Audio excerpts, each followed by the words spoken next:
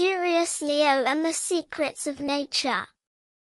Once upon a time, beyond the lush green hills, in a charming town filled with colorful flowers, there lived a little boy named Leo. Leo was a very sweet boy with curly hair and big, shining eyes, but the most special thing about him was his endless curiosity. For Leo, the world was like a giant puzzle waiting to be solved. Questions would pop into his head the moment he woke up in the morning, and he would chase after the answers until he went to sleep at night. His favorite word of all was, why? One sunny morning, Leo woke up as the bright light streamed through his window. He jumped out of bed and ran straight into the garden, without even taking off his pajamas. His mother, Clara, was watering the vegetables in the garden. Leo ran to her and tugged gently at her skirt. "Good morning, Mummy." "Why is the sun so hot? Why does it feel like it's touching us?" he asked. His mother, Clara, smiled. She put down her watering can and crouched down to Leo's height. "Good morning, my curious explorer," she said. "The sun is like a giant ball of fire in the sky, Leo. Even though it is very far away from us, its rays are so strong that they warm our world.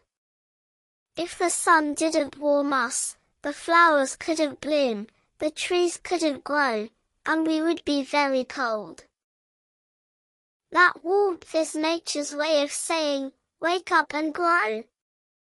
Leo looked up at the sky and squinted his eyes. "So, it wakes up the flowers," he murmured. Then, his gaze fell upon a large tree right next to them. The tree's leaves were rustling as the wind blew. "Well then, Mummy," Leo said, pointing at a leaf. "I can't see the wind, but I can feel it. Why are the trees swaying? Why does the wind blow?" Clara took Leo's hand and opened his palm towards the breeze. "Imagine that air flows just like water, Leo. When the sun warms the earth, some places get very hot, and some stay cool. The warm air goes up, and the cool air rushes in to take its place. It is this moving around that creates the wind. The wind is nature taking a breath. And the trees are simply dancing along to the wind's song." Leo took a deep breath. "Nature's breath," he whispered. He liked that idea very much. In the afternoon, Leo and his mother went for a walk in the woods. While walking, Leo picked up a tiny seed from the ground. The seed was hard and very small. "Mummy, how does this tiny little thing turn into a huge tree? Why does it grow?" His mother took Leo to a patch of soft earth. "Inside this seed, there is a tiny baby tree fast asleep, Leo.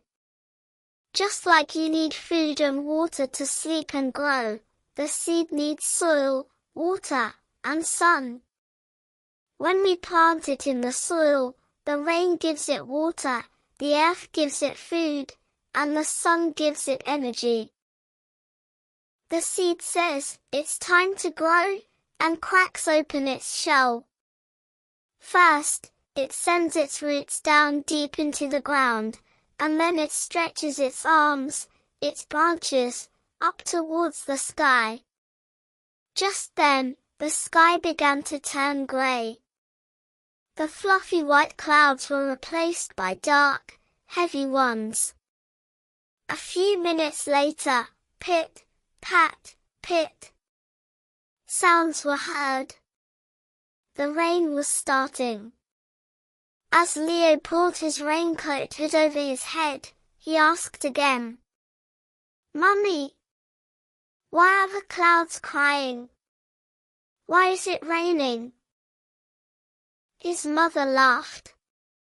"The clouds aren't crying, Leo. Actually, they are like giant ships carrying water.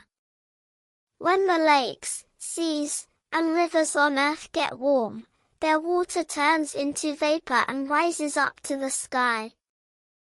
There, they come together to make clouds. But when the clouds carry too many water droplets, they get very heavy and can't hold them anymore. So, they let the drops fall back down to Earth. That is what we call rain. Rain is nature's bath time. It cleans everything and gives water to the thirsty plants." When the rain stopped, a magnificent display of colors appeared in the sky, a rainbow. Red, orange, yellow, green, blue, indigo, and violet colors hugged the sky like a bridge. Leo jumped up and down with excitement. "Mummy, look! The sky has been painted. Why is it so colorful? Who drew those lines?"